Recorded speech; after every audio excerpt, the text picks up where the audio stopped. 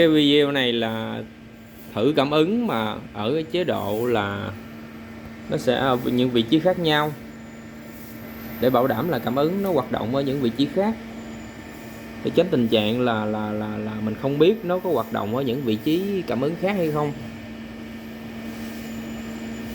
Bây giờ chức năng là dao động vị trí của cái bảng này, cái bảng điều khiển này. Chiều ngang ha. Đó. Đó, nó sẽ di chuyển chỗ khác.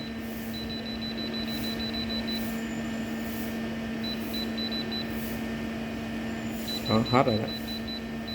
Rồi, có nghĩa là chỗ này nó cũng vẫn ăn.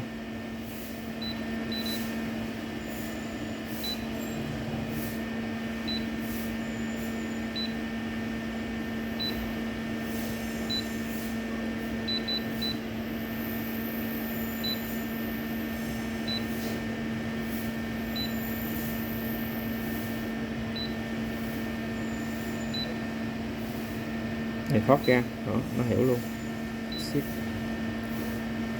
Rồi với cái vị trí là phía trên này thì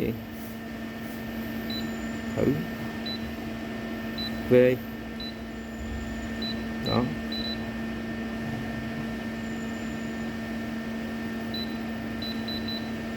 Ok, vẫn ăn bình thường.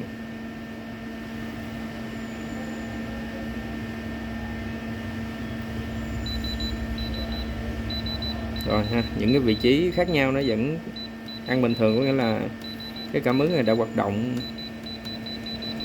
Ok.